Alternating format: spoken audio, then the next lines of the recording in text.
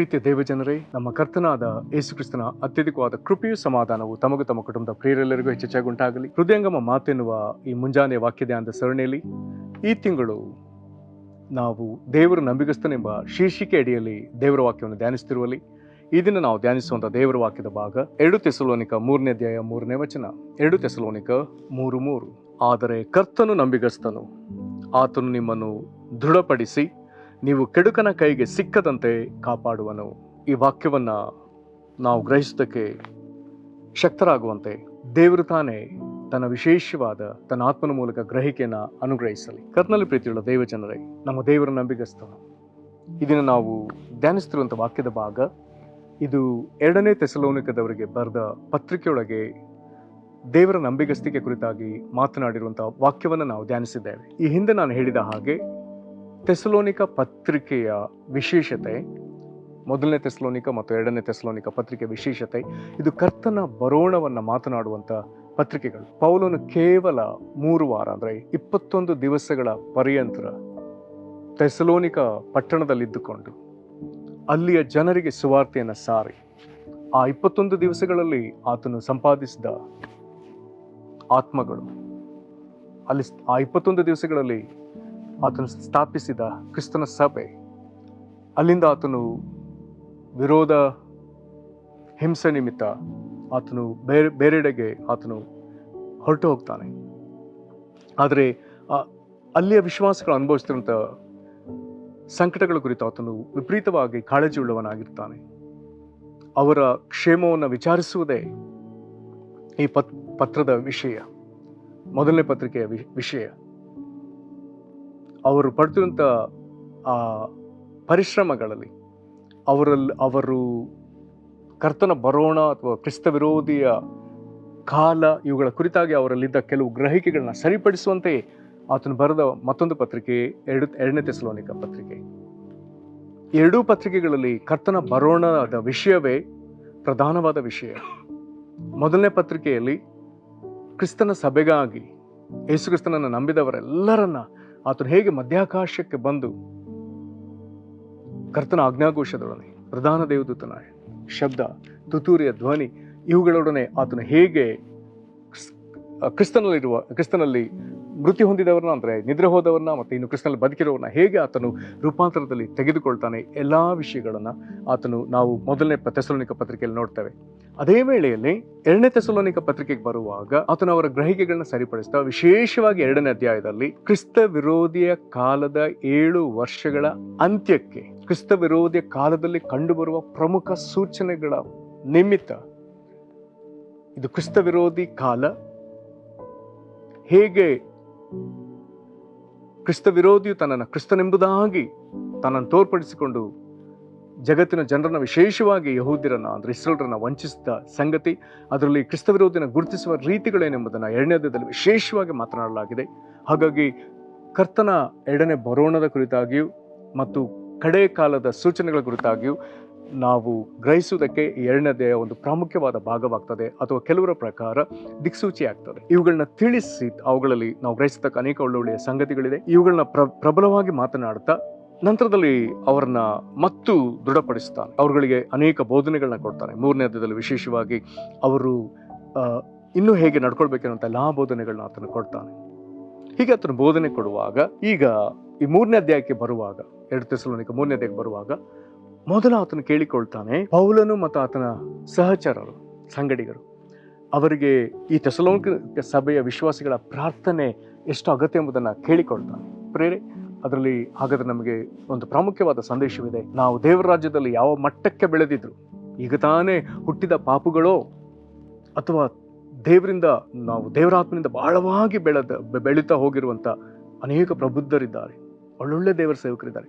ಯಾವ ಹಂತದಲ್ಲಿ ದೊಡ್ಡ ಸೇವಕರಾಗಿದ್ದರು ಅಥವಾ ಈಗ ತಾನೇ ಯೇಸು ಕ್ರಿಸ್ತ ನಂಬಿರುವಂಥ ಚಿಕ್ಕ ಕೂಸುಗಳಂತಿರುವವರು, ಎಲ್ಲರಿಗೂ ಪರಸ್ಪರ ಪ್ರಾರ್ಥನೆ ಅವಶ್ಯ.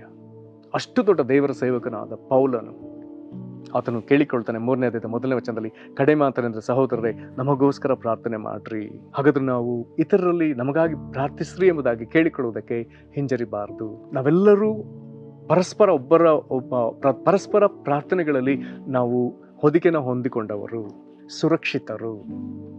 ನಾವು ಇತರರಿಗಾಗಿ ಪ್ರಾರ್ಥಿಸಬೇಕಾದ ಕಡ್ಡಾಯ ಸ್ಥಿತಿ ನಮಗಿದೆ, ಇತರರು ನಮಗಾಗಿ ಪ್ರಾರ್ಥಿಸಬೇಕಾದ ಕಡ್ಡಾಯ ಸ್ಥಿತಿ ನಮಗಿದೆ. ಹಾಗಾಗಿ ನಾವು ಇತರರಿಗಾಗಿ ಪ್ರಾರ್ಥಿಸಲೇಬೇಕು. ನಮಗೆ ಪ್ರಾರ್ಥನೆ ಅವಶ್ಯಕತೆಗಳಿರುವಾಗ ಇತರರ ಬಳಿ ಅದನ್ನು ನಾವು ಕೇಳಿಕೊಳ್ಳಲೇಬೇಕು. ಅಯ್ಯೋ, ನಮ್ಮ ವಿಷಯ ಅವ್ರಿಗೆ ಗೊತ್ತಾಗ್ತದೆ, ಈ ರೀತಿಯೆಲ್ಲ ಭಾವಿಸಬಾರ್ದು. ನಮಗೆ ಇತರರ ಯಾಕಂದರೆ ಇದು ಕ್ರಿಸ್ತನ ಸಭೆಯಲ್ಲಿ ದೇವರು ಈ ಪ್ರಪಂಚದಲ್ಲಿ ನಮಗೆ ಕೊಟ್ಟಿರುವಂಥ ಒಂದು ವ್ಯವಸ್ಥೆ. ಪ್ರಾರ್ಥಿಸಲೇಬೇಕು. ಸರಿ, ನಂತರದಲ್ಲಿ ಪೌಲ ಅವ್ರಿಗೆ ಉತ್ತೇಜಿಸುವಂತೆ ಅದೇ ಮೊದಲನೇ ವಚನದಲ್ಲಿ, 3ನೇ ಅಧ್ಯಾಯದ ಮೊದಲನೇ ವಚನದಲ್ಲಿ ಇನ್ನೊಂದು ಬಹಳ ದೊಡ್ಡ ಸಂಗತಿಯನ್ನು ಹೇಳ್ತಾನೆ. ಏನದು? ಕರ್ತನ ವಾಕ್ಯವು ನಿಮ್ಮಲ್ಲಿ ಹಬ್ಬಿದ ಪ್ರಕಾರ ಎಲ್ಲೆಲ್ಲಿಯೂ ಬೇಗನೆ ಹಬ್ಬಿ ಪ್ರಖ್ಯಾತಿ ಹೊಂದುವ ಹಾಗೆಯೂ ದೇವರು ನಮ್ಮನ್ನು ಮೂರ್ಖರಾದ ದುಷ್ಟ ಜನರ ಕೈಯಿಂದ ತಪ್ಪಿಸುವ ಹಾಗೆಯೂ ಪ್ರಾರ್ಥಿಸ್ರಿ. ಮತ್ತೊಂದು ಬಲವಾದ ಪ್ರಾರ್ಥನೆಯನ್ನು ಕೊಡ್ತಾನೆ. ಇಲ್ಲಿ 2 ಪ್ರಾರ್ಥನೆ ಅಂಶ ಇದೆ. ಅದಕ್ಕೆ ಒಂದು ಮಾದರಿನ ತೋರಿಸಿ ಆತನು ಮಾತನಾಡ್ತಾನೆ. ಎರಡನೇ ನಂತರದ ಭಾಗದಲ್ಲಿರುವಂತಹ 2 ಪ್ರಾರ್ಥನಾ ಅಂಶದಲ್ಲಿ ಮೊದಲನೇ ವಿಷಯ ಅಂತ ಹೇಳಿದ್ರೆ, ಕ್ರಿಸ್ತನ ಸುವಾರ್ತೆ ಅದು ಥೆಸಲೋನಿಕದವರ ನಡುವೆ ಅದು ಬಹಳ ಒಳ್ಳೆ ರೀತಿಯಲ್ಲಿ ಅದು ಪ್ರಬಲವಾಯಿತು ಮತ್ತು ಅದು ಪ್ರಖ್ಯಾತಿಗೆ ಬಂತು. ಅಲ್ಲಿ ಸಾರಿದ ಸುವಾರ್ತೆ ಒಳ್ಳೆ ರೀತಿಯಲ್ಲಿ ವ್ಯಾಪಿಸಿತು. ಅಲ್ಲಿಯ ಜನರು ಅಧಿಕ ದಾಹದಿಂದ, ಅಧಿಕ ಆಸಕ್ತಿಯಿಂದ ಸುವಾರ್ತೆನ ಹಾಗೆಯೇ ಅವರು ಅಂಗೀಕರಿಸಿದ್ರು. ಅವರದನ್ನು ಅಂಗೀಕರಿಸಿದ್ರು. ಅದರ ಫಲ ಅಲ್ಲಿ ಸಿಕ್ತು. ಅದನ್ನು ಆತನು ಅಲ್ಲಿ ದೃಷ್ಟಾಂತವಾಗಿಟ್ಟು ಆತನು ಹೇಳ್ತಾನೆ, ಕರ್ತನ ವಾಕ್ಯ ನಿಮ್ಮಲ್ಲಿ ಹಬ್ಬಿದ ಪ್ರಕಾರ ಎಲ್ಲೆಲ್ಲಿಯೂ ಬೇಗನೆ ಹಬ್ಬಿ ಪ್ರಖ್ಯಾತಿ ಹೊಂದುವ ಹಾಗೆ ಇದಕ್ಕಾಗಿ ನೀವು ಪ್ರಾರ್ಥಿಸ್ರಿ ಅಂತಾನೆ. ಹಾಗಾದರೆ ನಮ್ಮ ಪ್ರಾರ್ಥನೆಯಲ್ಲಿ ಒಂದು ಪ್ರಾಮುಖ್ಯವಾದ ವಿಷಯ, ಕ್ರಿಸ್ತನ ಸುವಾರ್ತೆ ಎಲ್ಲೆಲ್ಲಿಯೂ ಹಬ್ಬಿ ಅದು ಪ್ರಖ್ಯಾತಿಗೆ ಬರಬೇಕು. ಇದಕ್ಕಾಗಿ ಪ್ರಾರ್ಥಿಸ್ರಿ ಅಂತಾನೆ. ನಂತರದಲ್ಲಿ ಆತನು ಇನ್ನೊಂದು ಸಂಗತಿನ ಹೇಳ್ತಾನೆ, ದೇವರು ನಮ್ಮನ್ನು ಮೂರ್ಖರಾದ ದುಷ್ಟ ಜನರ ಕೈಯಿಂದ ತಪ್ಪಿಸುವ ಹಾಗೆ ಪ್ರಾರ್ಥಿಸ್ರಿ. ನಮ್ಮನ್ನು ನಂಬಿದಾಗ ಹೇಳ್ಬೇಕಾದ್ರೆ ಇದು ಸುವಾರ್ತೆ ಸಾರುವವರ ಗುಂಪು. ಹಾಗಾದ್ರೆ ಸುವಾರ್ತೆ ಸಾರುವವರ ಗುಂಪು ಮೂರ್ಖರಾದ ದುಷ್ಟ ಜನರಿದ್ದಾರೆ. ಇಂಥವರಿಂದ ದೇವರು ಈ ಸುವಾರ್ತೆ ಸಾರುವನ್ನ ತಪ್ಪಿಸಬೇಕೆಂಬುದಾಗಿ ಅವಶ್ಯವಾಗಿ ಪ್ರಾರ್ಥಿಸ್ರಿ ಎಂಬುದಾಗಿ ಹೇಳ್ತಾನೆ. ಇದನ್ನೆಲ್ಲ ಹೇಳಿ ಆತನು ದುಃಖದಿಂದ ಒಂದು ಮಾತನ್ನು ಹೇಳ್ತಾನೆ. ಯಾಕೆ ವಿರೋಧಿಸುವ ಬಗ್ಗೆ ಹೇಳ್ತಾನೆ? ಎಲ್ಲರಲ್ಲಿ ಕ್ರಿಸ್ತ ನಂಬಿಕೆ ಇಲ್ಲವಲ್ಲ. ವಿರೋಧಿಸುವವರು ಯಾರು? ಇನ್ನೂ ಕ್ರಿಸ್ತ ನಂಬಿಕೆ ಇಲ್ಲದವರು. ಅದರಲ್ಲಿ ಪೌಲನಿಗಿದು ದುಃಖದ ವಿಷಯ. ನಂತರದಲ್ಲಿ ಆತನು ಹೇಳ್ತಾನೆ, 3ನೇ ವಚನ, ಈ ದಿನದ ನಮ್ಮ ಧ್ಯಾನದ ವಿಷಯ, ಆದರೆ ಕರ್ತನು ನಂಬಿಗಸ್ತನು, ಆತನು ನಿಮ್ಮನ್ನು ದೃಢಪಡಿಸಿ ನೀವು ಕೆಡುಕನ ಕೈಗೆ ಸಿಕ್ಕದಂತೆ ಕಾಪಾಡುವನು. ಬಹಳ ಒಳ್ಳೆ ವಿಷಯ. ಪ್ರತಿ ವಿಶ್ವಾಸಿ ಯಾರೋ ಒಂದು ಕೆಂಗಣ್ಣಿನಲ್ಲಿದ್ದಾನೆ ಅಂತ ಹೇಳಿದ್ರೆ ಕೆಡುಕನ ಕೆಂಗಣ್ಣಿನಲ್ಲಿದ್ದಾರೆ. ಸೈತಾನ, ಅವನ ದೂತರು, ದುಷ್ಟಶಕ್ತಿಗಳು, ದುರಾತ್ಮಗಳು. ಅದರ ನಿಮಿತ್ತವಾಗಿ ಪ್ರಪಂಚದಲ್ಲಿ ಅನೇಕ ಚಟುವಟಿಕೆಗಳಿದೆ. ಸೈತಾನನ ಮಾರುಕಟ್ಟೆ ಎಂಬುದಾಗಿ ಹೇಳುವಂಥ ವಿಧದಲ್ಲಿ ಚಟುವಟಿಕೆ ಇದೆ. ವಿಪರೀತ ಮಾಟ ಮಂತ್ರಗಳು, ಸುವಾರ್ತೆನ ಎದುರಿಸುವಂಥ ಸಾಕಷ್ಟು ವ್ಯವಸ್ಥೆಗಳಿದೆ. ಒಂದಲ್ಲ ಎರಡಲ್ಲ, ಹಲವು ವಿಧದಲ್ಲಿದೆ. ಹಾಗಾದರೆ ಆತನು ಇಲ್ಲಿ ಸ್ಪಷ್ಟವಾಗಿ ಹೇಳ್ತಿದ್ದಾನೆ, ಕೆಡುಕನ ಕೈಗೆ ಸಿಕ್ಕದಂತೆ ದೇವರ ರಾಜ್ಯವನ್ನು ಹರಡುವವರಿಗೆ ವಿರುದ್ಧವಾಗಿ ಕೆಲಸ ಮಾಡುವಂಥ ಶಕ್ತಿಗಳಿಗೆ ವಿರುದ್ಧವಾಗಿ ಅವರು ಸಿಕ್ಕಿಕೊಳ್ಳದ ಹಾಗೆ, ಅಥವಾ ನೀವೇ ಸಾರ್ತಿರುವುದಾದ್ರೆ ನೀವು ಸಿಕ್ಕಿಕೊಳ್ಳದ ಹಾಗೆ ಮಾಡುವಂಥ ದೇವರು ನಮಗಿದ್ದಾನೆ. ದೇವರು ನಮಗೆ ನಂಬಿಗಸ್ತಾನೆ. ದೇವರು ಕಡ್ಡಾಯ ನಮ್ಮನ್ನು ಕಾಪಾಡುವನು. ಪೌಲ ಇದನ್ನ ಸುಮ್ಮನೆ ಹೇಳ್ತಾ ಇಲ್ಲ. ಆತನು ತಿಮೋತಿಗೆ ಅದನ್ನು ಬರೆಯುವಾಗ, ಒಂದು ವೇಳೆ ತಿಮೋತಿಗೆ ಬರೆದ ಪತ್ರಿಕೆಯನ್ನು ಪೌಲನು ಬರೆದ ಕೊನೆಯ ಪತ್ರಿಕೆ ಎಂಬುದಾಗಿ ಅನೇಕರು ವಿಶ್ಲೇಷಿಸ್ತಾರೆ. ಹಾಗೆ ಹೇಳುವುದಾದರೆ ಕಾರಣ ಆತನು 2 ತಿಮೋತಿ 4ನೇ ಅಧ್ಯಾಯದ ಭಾಗದಲ್ಲಿ ಇನ್ನೇನು ಕೊನೆ ಎಂಬಂತೆ ಆತನಿಗೆ ಶಿರಚ್ಛೇದನ ಮಾಡುವಂಥ ಶಿಕ್ಷೆ ನೇಮಕವಾದ ಮೇಲೆ ಇನ್ನೇನು ಕೊನೆ ಎಂಬಂತೆ ಬರೆದ ವಿಧದಲ್ಲಿ ಅಲ್ಲಿ ನಮಗೆ ಅದು ಭಾಸವಾಗ್ತದೆ. ಅವನ ಎಲ್ಲ ಕಾರ್ಯಗಳು ಮುಗೀತು ಅನ್ನುವಂಥ ರೀತಿಯಲ್ಲಿ ಆತನು ಹೇಳ್ತಾನೆ. 7ನೇ ವಚನದಲ್ಲಿ, ಶ್ರೇಷ್ಠ ಹೋರಾಟವನ್ನು ಮಾಡಿದ್ದೇನೆ, ನನ್ನ ಓಟವನ್ನು ಕಡೆಗಾಣಿಸಿದ್ದೇನೆ, ಕ್ರಿಸ್ತ ನಂಬಿಕೆಯನ್ನು ಕಾಪಾಡಿಕೊಂಡಿದ್ದೇನೆ, ನೀತಿವಂತರಿಗೆ ದೊರಕುವ ಜಯಮಾಲೆಯು ನನ್ನ ಮುಂದೆ ಸಿದ್ಧವಾಗಿದೆ. ಈ ವಿಧದಲ್ಲಿ ಆತನ ಕೊನೆಯ ಮಾತುಗಳನ್ನು ಮಾತನಾಡ್ತಾನೆ. ಇಲ್ಲಿ ಆತನು 4ನೇ ಅಧ್ಯಾಯ 2 ತಿಮೋತಿ 4ನೇ ಅಧ್ಯಾಯವನ್ನು ಮುಂದೆ ಪ್ರಸ್ತಾಪಿಸ್ತಾ ಹೋಗುವಾಗ ಆತನು ಕೊನೆಯದಾಗಿ ಕೆಲವು ಸಂಗತಿಗಳನ್ನ ಹೇಳ್ತಾನೆ. ಅದರಲ್ಲಿ 17ನೇ ವಚನಕ್ಕೆ ಬರೋಣ. ಅಲ್ಲಿ ಹೇಳ್ತಾನೆ, ಆದರೆ ಕರ್ತನು ನನ್ನ ಬಳಿಯಲ್ಲಿ ನಿಂತು. ಇಲ್ಲಿ ಕರ್ತನ ಬಳಿಯಲ್ಲಿ ನಿಂತು ಎಂಬುದಾಗಿ ಹೇಳುವಾಗ ಹಿಂದಿನ ವಚನ ಸಹ ನಮಗೆ ಪ್ರಾಮುಖ್ಯ. ಏನಂತ ಹೇಳಿದ್ರೆ, ನಾನು ಮೊದಲನೇ ಸಾರಿ ಪ್ರತಿವಾದ ಮಾಡಿದಾಗ ಯಾರೂ ನನ್ನ ಕಡೆ ಆಗಲಿಲ್ಲ, ಎಲ್ಲರೂ ನನ್ನನ್ನು ಕೈ ಬಿಟ್ಟರು. ಪೌಲನ ಜೊತೆ ಇದ್ದವರು ಹೆಚ್ಚಿಗೆ ಎಲ್ಲರೂ ಕೈ ಬಿಟ್ಟರು ಎಂಬುದಾಗಿ ಆತನು ಹೇಳ್ತಾನೆ. ಆದರೂ ಬಹಳ ಕನಿಕರದಿಂದ ಆತನು ಹೇಳ್ತಾನೆ, ಇದು ಅವರ ಲೆಕ್ಕಕ್ಕೆ ಸೇರಿಸಲ್ಪಡದಿರಲಿ. ನನ್ನ ಸಂಕಷ್ಟದ ಸಮಯದಲ್ಲಿ, ನನ್ನ ಹೋರಾಟದ ಸಮಯದಲ್ಲಿ ನನ್ನವರು ನನ್ನ ಜೊತೆ ಇರಲಿಲ್ಲವಲ್ಲ, ಈ ಒಂದು ವಿಷಯದಲ್ಲಿ ಈ ತಪ್ಪು ಅವರ ಲೆಕ್ಕಕ್ಕೆ ಸೇರಿಸೋದು ಬೇಡ ಅಂತೇಳಿ ಒಳ್ಳೆ ರೀತಿ ಆತನು ಮಾತನಾಡ್ತಾನೆ. ನಂತರದಲ್ಲಿ ಆತನು ಹೇಳ್ತಾನೆ, ಆದರೆ ಕರ್ತನು ನನ್ನ ಬಳಿಯಲ್ಲಿ ನಿಂತು ನನ್ನನ್ನು ಬಲಪಡಿಸಿ ನನ್ನ ಮೂಲಕ ಸುವಾರ್ತೆಯು ಸಂಪೂರ್ಣವಾಗಿ ಸಾರಲ್ಪಡುವಂತೆಯೂ ಅನ್ಯ ಜನರೆಲ್ಲರೂ ಅದನ್ನು ಕೇಳುವಂತೆಯೂ ಮಾಡಿದನು. ಇದಲ್ಲದೆ ಆತನು ನನ್ನನ್ನು ಸಿಂಹದ ಬಾಯೊಳಗಿಂದ ತಪ್ಪಿಸಿದನು. ನಾನು ಯಾವ ದುಷ್ಕೃತ್ಯವನ್ನು ಮಾಡದಂತೆ ಕರ್ತನು ನನ್ನನ್ನು ಕಾಪಾಡಿ ತನ್ನ ಬಳಿಗೆ ಪರಲೋಕ ರಾಜ್ಯಕ್ಕೆ ಸೇರಿಸುವನು. ಈಗ ಗಾಂತ್ರಗಳಲ್ಲಿ ಆತನಿಗೆ ಸ್ತೋತ್ರ, ಆಮೆನ್. ಹಾಗಾದರೆ ಇವರಿಗೆ ಯಾವ ವಿಷಯದಲ್ಲಿ ಥೆಸಲೋನಿಕ ಸಭೆಯವರಿಗೆ ಆತನು ಉತ್ತೇಜಿಸ್ತಿದ್ದಾನೋ ಅದನ್ನು ತಿಮೋತಿಗೆ ಬರೀತಾನೆ. ದೇವರು ಹೇಗೆ ಅವನನ್ನು ಬಲಪಡಿಸಿ ಸುವಾರ್ತೆ ಸಂಪೂರ್ಣವಾಗಿ ಅವನು ಸಾರುವಂತೆ ಅವನನ್ನು ನಡೆಸಿ, ಅವನ ಮೂಲಕ ಸುವಾರ್ತೆ ಕೇಳಬೇಕಾದ ಎಲ್ಲ ಪ್ರಾಂತ್ಯಗಳು ಕೇಳುವಂತೆ ಮಾಡಿ, ಸಿಂಹದ ಬಾಯೊಳಗಿಂದ ಬಿಡಿಸಿ, ಇದೆಲ್ಲದರ ಮಧ್ಯೆ ಅವನು ಯಾವ ದುಷ್ಕೃತ್ಯದಲ್ಲೂ ಸೇರಿದ ಹಾಗೆ ಆತನನ್ನು ಕಾಪಾಡಿದ ದೇವರಿದ್ದಾನಲ್ಲ, ಆ ದೇವರ ಬಗ್ಗೆ ಆತನಲ್ಲಿ ಹೇಳ್ತಿದ್ದಾನೆ. ಕರ್ತನ ನಂಬಿಗಸ್ತನು, ಆತ ನಿಮ್ಮನ್ನು ದೃಢಪಡಿಸಿ ನೀವು ಕೆಡುಕನ ಕೈಗೆ ಸಿಕ್ಕದಂತೆ ಕಾಪಾಡುವ. ನನ್ನನ್ನು ಎಷ್ಟೋ ಸತಿ ಕಾಪಾಡಿದ್ದಾನೆ, ನಿಮ್ಮನ್ನು ಕಾಪಾಡ್ತಾನೆ. ಕರ್ತನಲ್ಲಿ ಪ್ರೀತಿಯುಳ್ಳ ದೇವ ಜನರೇ, ಹಾಗಾದರೆ ನಂಬಿಗಸ್ತನಾದ ದೇವರು ನಿಮಗಿದ್ದಾನೆ. ನೀವು ಕೆಡುಕನ ಕೈಗೆ ಸಿಕ್ಕದಂತೆ ನಿಮ್ಮನ್ನು ಕಾಪಾಡುವ ಆತ ನಿಮಗಿದ್ದಾನೆ. ಆತ ನಿಮ್ಮನ್ನು ವಿಶೇಷವಾಗಿ ಬಲಪಡಿಸಲಿ. ಸುವಾರ್ತೆ ವಿಚಾರದಲ್ಲಿ ಮಾತ್ರವಲ್ಲ, ಎಲ್ಲ ಕ್ಷೇತ್ರಗಳಲ್ಲೂ ಕರ್ತನ ನಂಬಿಗಸ್ತನು. ನಮ್ಮ ಪ್ರತಿ ಕ್ಷೇತ್ರಗಳಲ್ಲಿ ಆತ ನಂಬಿಗಸ್ತನು.